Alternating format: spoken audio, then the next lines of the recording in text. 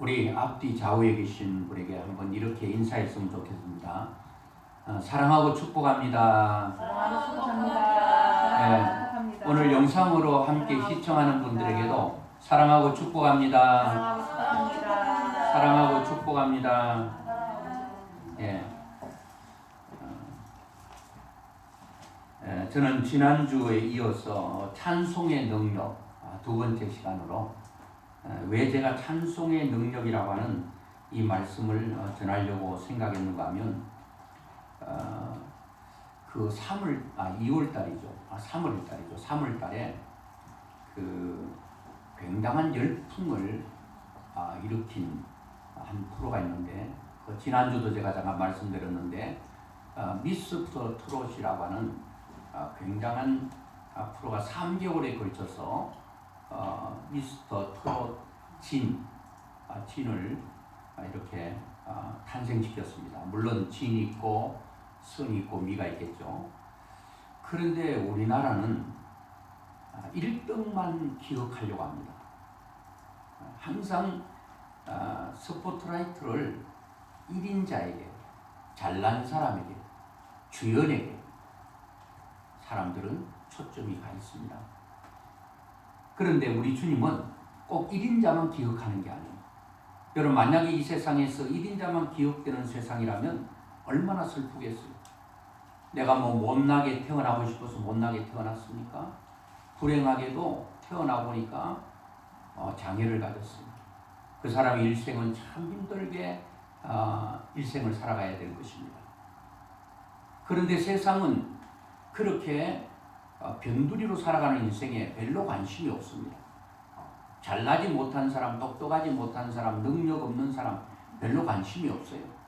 늘 세상은 1인자에게 관심이 있습니다. 그래서 개그 프로 가운데 더러운 세상이라고 말하면서 1인자만 기억하는 세상, 1등만 기억하는 더러운 세상 이렇게 말했거든요. 근데 그래도 우리 예수 믿는 사람은 희망이 있는 것은 우리 주님은 1등만 기억하잖아요. 오히려 힘들고 어렵고 투명 인간처럼 살아가는 아무 누구에게도 관심을 별로 갖지 못하고 살아가는 그런 사람들에게 주님은 찾아오셔서 만나주시고 함께 해주시고 그들의 자존감을 세워주시고 일으켜주시는 우리 주님이신 줄로 믿습니다. 그런데 세상은 어쩔 수 없어요. 그런데 굉장히 노래를 잘 부르는 사람들이 한두 사람이 아니죠. 이 트롯은 과거의 젊은 사람들에게는 별로 인기가 없었어요. 근데 요즘은 30, 40대에게도 이 트롯이요 굉장히 인기가 있습니다. 왜냐하면 노랫말 가사가 자체가 굉장히 가슴에 와닿고 그리고 이 곡 자체가 굉장히 쉽습니다. 자, 그래서 작년에 2019년도 미스 트롯이라고 하는 맨 그 방송국에서 미스 트롯을 탄생시켰습니다. 아마도 여러분 그 2019년도는 미스 트롯의 진이었던 송가인의 해가 아니었나 생각이 됩니다. 하여튼 그 사람들 한번 출연하면 출연료가 대단하더만요. 상상을 초월합니다. 한 달에 1억도 벌 수 있고 그러면 우리는 이 상대적 박탈감을 가지게 됩니다. 평생 1억을 만져보지도 못한 사람에게 어떤 가수는 한 달에 1억을 번다니 참 이게 엄청난 소외감이 들잖아요. 그런데 이제 2020년도에는 이 여자가 아니라 남자의 진을 임영웅이라고 하는 사람을 진으로 뽑았습니다. 전문가들이라든지 또 국민들이라든지 이런 여러 가지 투표를 총망라해서 1등을 뽑았습니다. 이제 이 사람도 미스터 트롯인 이 임영웅도 2020년도 물론 코로나가 있지만은 지금도 대단한 대박을 칠 거라고 생각이 됩니다. 자, 그러면 이 사람들의 노래 부르는 그 초점은 어디에 있는가 하면 사람에게 있습니다. 사람의 마음을 감동시키고 사람에게 즐겁게 하면 거기서 돈이 쏟아져 나옵니다. 사람으로부터 인기를 얻게 됩니다. 물론 인기를 얻게 되면 당연히 돈은 부는 따라오게 됩니다. 덩달아 명예까지 따라옵니다. 일평생 먹고 살 수 있는 모든 것들이 다 그 안에 주어진다는 거예요. 여러분, 그렇다면 우리가 하나님을 기쁘시게 하고 사람을 기쁘시게 해서 사람으로 말미암아 인기를 얻고 사람으로 말미암아 그 돈이 들어오고 물질을 얻게 되고 사람으로 말미암아 명예를 얻게 된다고 한다면, 우리의 삶이 하나님을 기쁘시게 하는 삶이 된다고 한다면, 전능하신 하나님의 마음을 기쁘게 하고 즐겁게 하기만 할 수만 있다면, 하나님은 사람들이 책임져 주는 이 세상의 놀라운 역사가 우리에게 일어나게 될 줄로 믿습니다. 사람에게 인기를 얻는 것은 여러분 지나갑니다.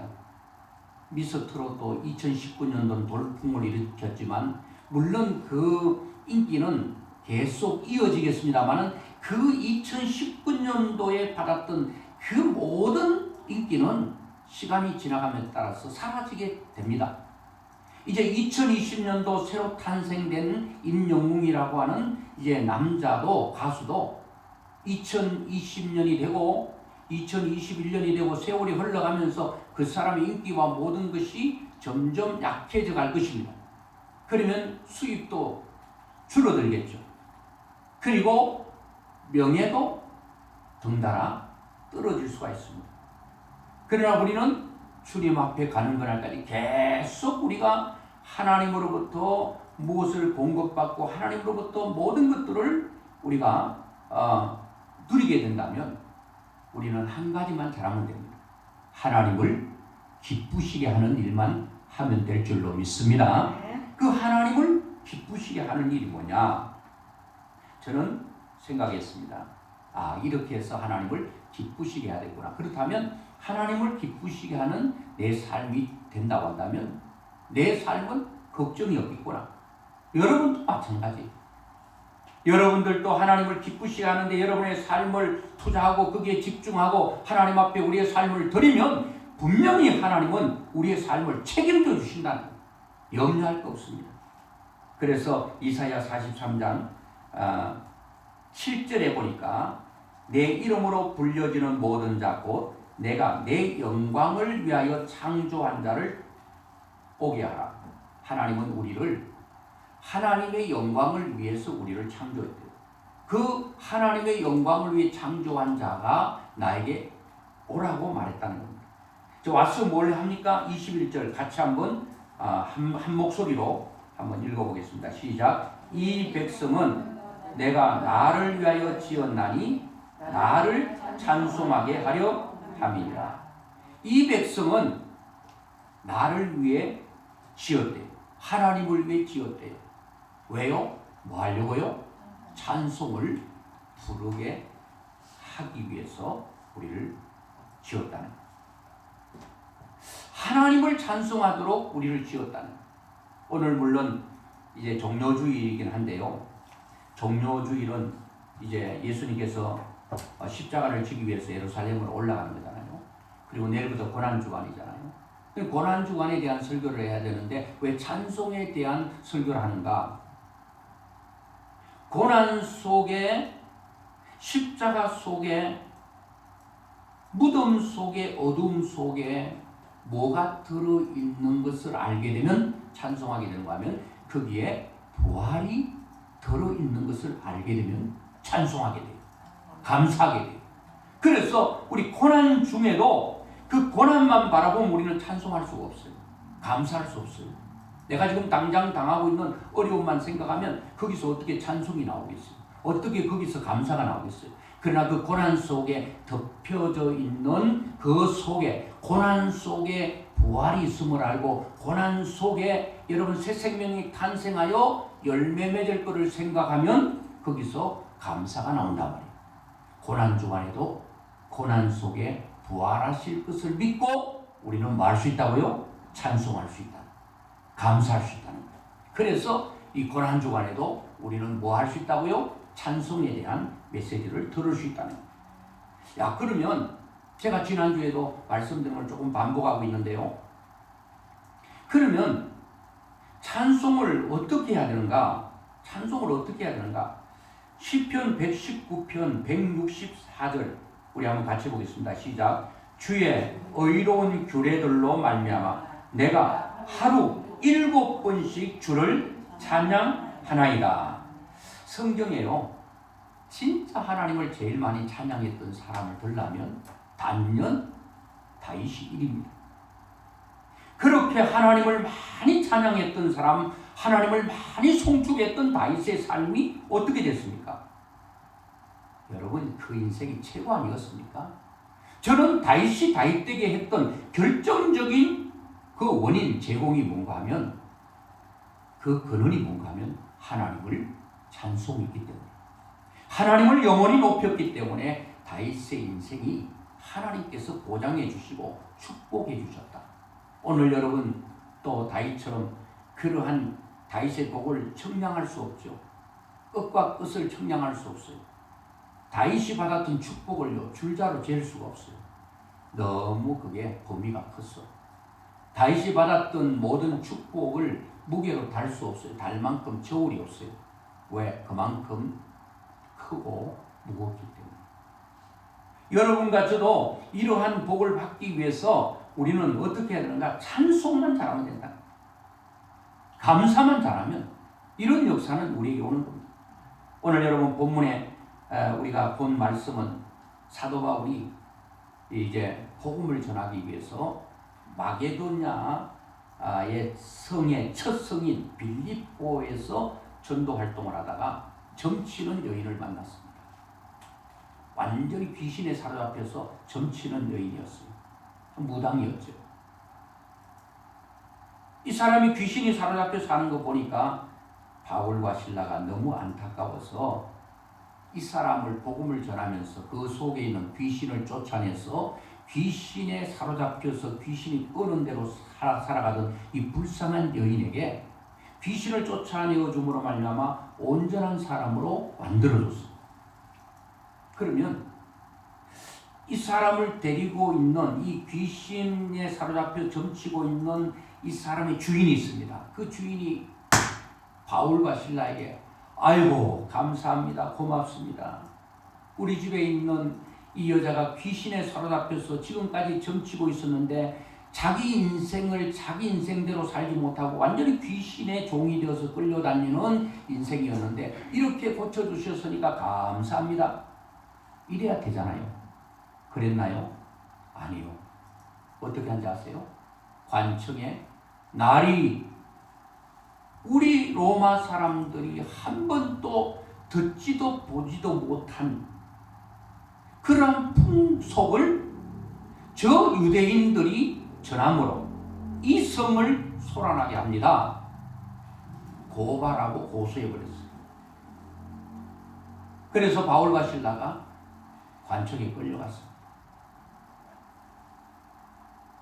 그래서 거기서 명령하기를 뭐라고 말하는가 하면 저자를 완전히 옷을 다 벗겨버리고, 옷 벗긴다는 것은 수치 아닙니까? 최고의 부끄러움을 당하게 만드는 거예요. 그리고 너희들이 때리고 싶은 만큼 매로 쳐버려라. 옷이 벗겨지고 찢어지고, 여러분 온몸에 매로 멍이 들어있습니다. 그리고 비틀거리는 몸을 가지고 있는 이 바울과 실라를 감옥에 가둬버리는데 아주 깊은 감옥에 가둬버렸다고 말하고 있습니다. 깊은 감옥에 갇혀서 어느 정도 정신을 차리고 보니까 밤이 됐습니다. 밤중쯤 되어서 이 바울과 실라가 찬송하고 기도하는데 하나님의 역사가 일어났다는 것이 오늘 본문의 줄거리입니다. 저는 오늘 이 말씀을 통해서 세 가지를 한번 생각해 보려고 합니다. 첫째는 우리가 주의 일 하다가 오는 고난, 이 주의 일을 하다가 오는 이 고난 가운데 우리가 과연 감사하고 찬송할 수 있는, 여러분과 제가 생각하면 어때요? 우리가 주를 위해 열심히 살면 당연히 잘 돼야 맞는 거 아니겠어요?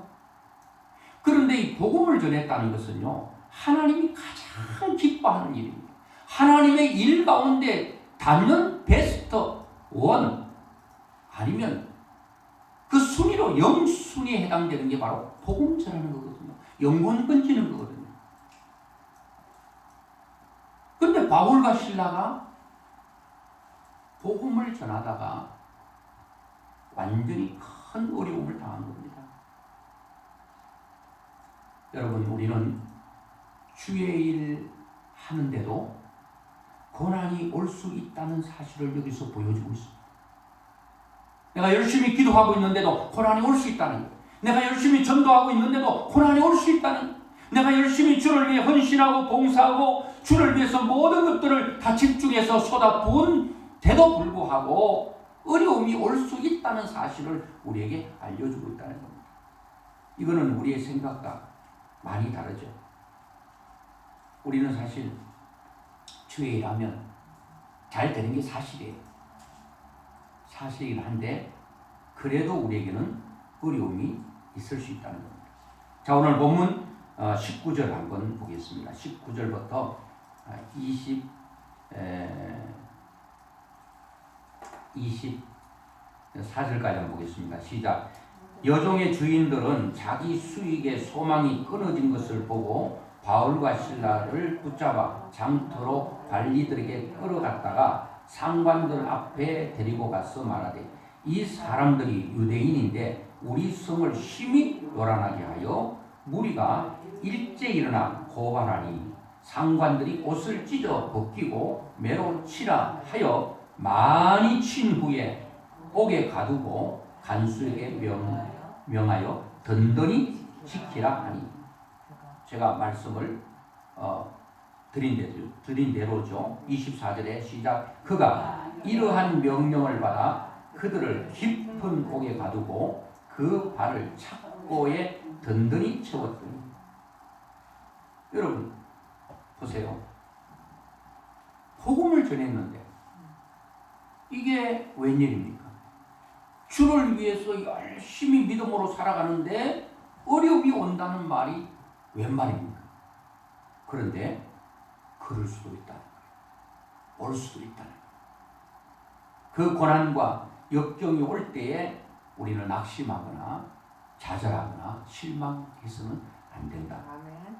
그리고 자, 이런 고난이 왔는데 두 번째는 뭔가 하면은 우리가 이유를 알지 못하는 고난이 올 수도 있다. 자, 바울과 실라가 복음을 전하다가 감옥에 갇혔습니다. 이유를 알아야 몰라요. 지금은 모르죠.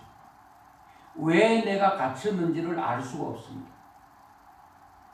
그것도 24절에 보니까 그가 이러한 명령을 받아 그들을 깊은 옥에 가두고 그 발을 착고에 든든히 채웠더니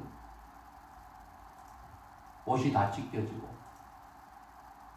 어떻게 됐나요? 큰 두들겨 맞고 눈이고 몸이고 다 보니까 멍이 들어있어요. 그래서 그 속에서 아무리 생각해도 이해가 안 되는 거예요. 고난이 오는 이유를 알면 괜찮겠는데 고난에 대한 이유를 알 수가 없습니다. 왜 내가 주의 일 하다가 이런 어려움이 와야 되는가? 내가 이렇게 특별히 죄 지은 것도 없고 남에게 아픈 일을 한 일도 없고 그런데 이유 없이 고난이 올 때 고난이 올 수도 있다는 겁니다. 그리고 여러분 이런 가운데서 세 번째 보니까 인생을 살다가 극한 고난이 올 수도 있다는 겁니다. 여러분 가장 큰 고난이 어떤 고난일까요? 감옥이 가장 큰 고난이 아니겠습니까? 여러분 인생을 살다가 우리는 평생을 살다가 감옥은 가지 말아야 됩니다. 여러분 감옥은 사실 갔다 온 사람 얘기 들어보니까요. 시간 딱딱 되면 밥을 다 갖다 줍니다. 돈만 있으면 자기가 먹고 싶은 것 다 구해서 먹을 수 있습니다. 일도 별로 안 시킵니다. 그런데 왜 감옥이 인생의 가장 극한 고난이라고 말하는가 하면 거기는 자유가 없기 때문에 그렇습니다. 우리도 인생을 살다가 이런 감옥 같은 엄청난 고난 속에 있을 때에 우리는 그런 고난들이 우리에게 반드시 올 수 있다는 겁니다. 우리가 주를 위해서 일하다가 고난이 올 수도 있고 그 고난이 이해가 되지 않는 고난이 올 수도 있고 그리고 우리는 이것저것 다 아니더라도 인생 살다가 많은 고난 속에 다소간의 고난 속에 빠지게 될 때에 그런 고난들이 우리에게 올 수 있다는 겁니다.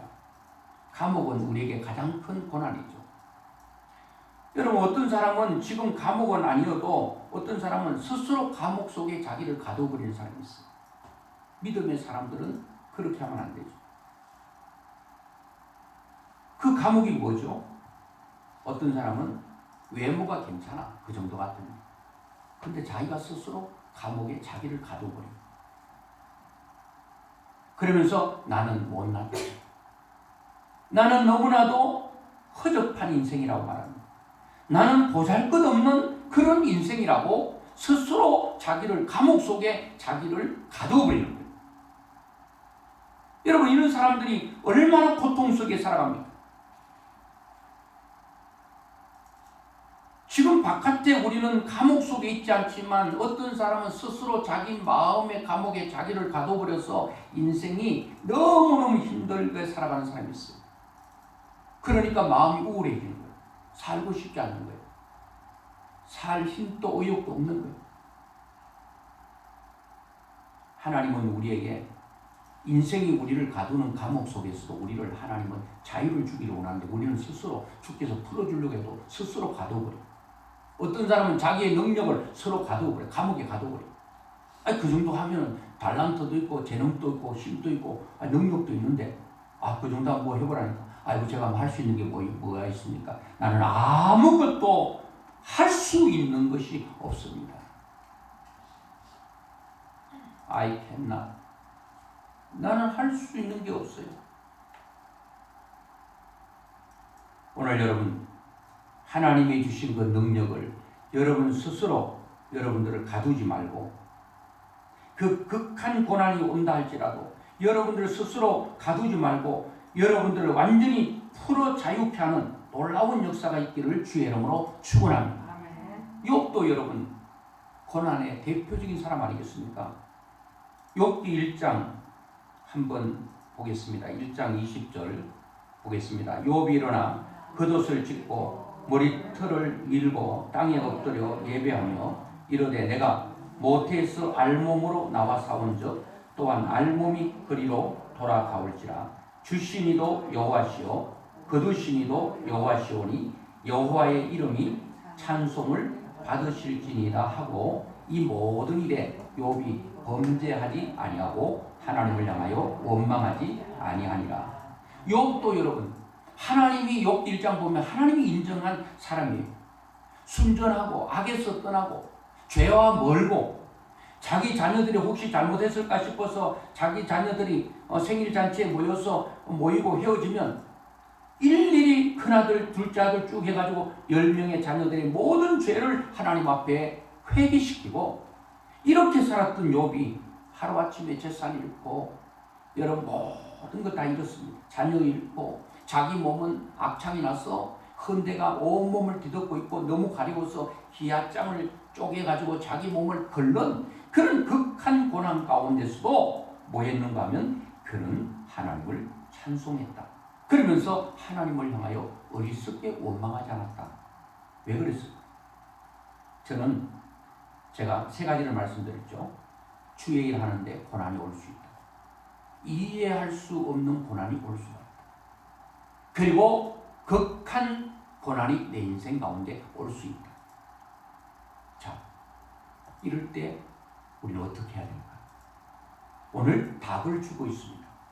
자, 주를 위해서 복음을 위해서 열심히 살았는데 고난이 올 때 그리고 그 고난이 왜 왔는지 이유가 불분명할 때 이유를 알 수 없을 때 그리고 내가 살아가는 인생 가운데 큰 어려움이 왔을 때 우리가 잊지 말아야 될 거 있습니다. 그것은 16장 25절입니다. 같이 보겠습니다. 시작. 한밤중에 바울과 실라가 기도하고 하나님을 찬송하며 죄수들이 듣더라. 여러분, 답이 여기 있습니다.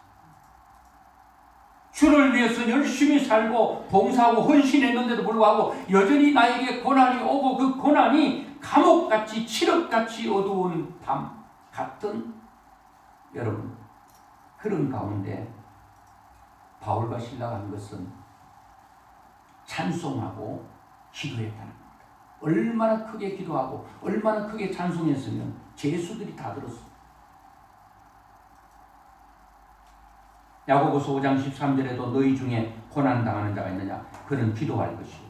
절구하는 자가 있느냐? 그는 찬송할지니라. 기도하고 찬송할 때 어떤 일이 일어났습니다. 어떤 일이 일어났습니까? 자, 26절 같이 보겠습니다. 시작. 이에 갑자기 큰 지진이 났어. 옥토가 움직이고 문이 곧 다 열리며 모든 사람의 매인 것이 다 벗어진지라. 아멘. 여러분, 우리가 주를 위해 일하다가 고난이 계속 올 때 한탄하거나 탄식하거나 낙심하지 말고 뭐 하자고요? 기도하고 찬송하자는 겁니다. 기도하고 찬송하면 어떻게 된다고요? 하나님께서 모든 것들이 다 풀리는 역사가 일어난다는 겁니다. 옥토를 하나님께서 흔들어 버린다는 겁니다. 나를 묶고 있는 그 모든 터전을 하나님께서 흔들어버리고 허물어버리고 그러므로 문이 다 열려버리는 것입니다. 그리고 바울과 실라가 묶여있는 수갑이라고 하는 것은 없지만 그들이 착고라고 하는 표현이 있는데 몸이 다 풀렸다 하는 것을 볼 때에 여건 다리에도 묶어놓고 손도 수갑 채워놓고 몸도 묶어놨을 것입니다. 그런데요, 기도하고 찬송했을 뿐인데 이게 다 열리고 문이 다 열려버리고, 문이 열려지면 뭐합니까? 손이 묶여있고 발이 묶여있는데 움직이지 못하는데, 그런데 문이 열리고 그 다음에 발에 착고가 풀리고 손에 수갑이 풀리고 모든 것들이 자유롭게 되고 말았다. 여러분을 힘들게 하고 어렵게 하는 모든 것들을 하나님께서 다 해결해 버린다는 것. 멀린 헤로도스라고 하는 찬송 생활의 권능이라는 책에 보면 첫 번째 페이지 보면 이게 나옵니다. 짐이라고 하는 사람이 있습니다. 이 사람의 아버지는 술 중독으로 30년 동안 알코올 중독으로 살아갑니다. 짐과 엄마는 계속 기도했습니다. 자기 남편 술 중독에서 하나님 끌어내어 달라고, 아버지 술 중독에서 헤어나게 해달라고, 자유롭게 해달라고 기도했습니다. 30년 동안 기도했는데 응답이 없었어요. 그리고 짐이 또 결혼할 나이가 돼가지고 결혼까지 했어요. 이제 그 기도에 한 사람이 더 연합해가지고 아내까지 기도하는 거예요. 하나님, 우리 시아버지 30년 동안 술 중독자로 살아가고 있는데 거기서 알코올 중독에서 해방되게 해달라고 기도했습니다. 그런데 여전히 술을 치고는 못 가도 마시고는 갈 만큼 술에 쩔어 있는 인생이었습니다. 여러분, 이것은 술의 감옥에 갇혀서 인생이 인생 되겠습니까? 자기 일을 할 수 있겠습니까? 뭘 할 수 있겠습니까? 여러분, 인생이 감옥이라는 것에 갇혀버리면요, 인생은 그때부터 끝나는 거예요. 아무것도 할 수가 없는 것입니다. 아무리 능력이 있어도 감옥에 갇혀버리면 그 능력을 발휘할 수가 없습니다. 아무리 건강하면 뭐합니까? 아무리 머리가 뛰어나면 뭐합니까? 그 능력을 발휘할 수가 없는데, 그 건강을 사용할 수 없는데, 감옥에서 풀려 자유가 있어야 그때부터 자기의 능력을 10분 발휘할 수가 있는 것입니다. 술 중독자들요, 이거 참 문제입니다. 뭐 여기 수원에도 이 알코올 중독자들 뭐 이렇게 이 돌보고 그리고 치유하는 그런 데가 있는데요. 그런데 이 멀린 헤로도스 목사님의 설교를 들으면서 여러분들이 다 하고 있는 이 환경을 하나님 앞에 감사해 보신 적이 있습니까? 그것을 찬송할 수 있습니까? 그 설교를 들으면 그거를 듣고 녹음해서 계속 반복해 듣는데 그 말씀이 가슴 속에 그게 믿음으로 오는 것입니다. 감동이 오는 것입니다. 확신이 오는 것입니다. 그래서 이 짐과 아내와 엄마가 이 술 중독인 남편과 아버지와 시아버지를 위해서 그날 밤에 감사하기로 했습니다. 하나님, 30년 동안 술 중독으로 살아가는 우리 아버지의 삶을 받아들입니다. 하나님의 뜻이 있음을 믿고 감사하고 찬송합니다. 감사하고 찬송밖에 안 했다는 거예요. 그런데요, 멀리 가지도 않았어요. 아버지가 TV를 보다가 예수 그리스도, 미국은 뭐 이렇게 복음 방송이 많으니까 예수 그리스도가 인생을 바꿀 수 있는 혁명적인 분이라고 하는 설교를 듣고 아들에게 물었습니다. 아들아, 나도 예수 믿으면 술에서 노인받을 수 있겠니? 노인받을 수 있습니다. 그리고 이 아버지가 예수 그리스도를 마음의 주인으로 받아들였습니다. 그리고 정확하게 2주 안에 30년 동안 술 중독에서 술노예가 되어서 끌려다닌 이 짐의 아버지가 완전히 바꾸고 변화됩니다. 완전히 새로운 사람으로 바뀌어졌다는 거예요. 그 간증만 있는 게 아니고 그 뒤에 간증, 그런 간증들이 책 한 권을 여러분 장식하고 있는 다 그런 내용입니다. 어떤 사람은 이혼하려고 하고 있었는데 그냥 하나님, 내 아내가 이혼하자고 합니다. 하나님, 이혼하자고 한 아내를 제가 받아들입니다. 감사합니다.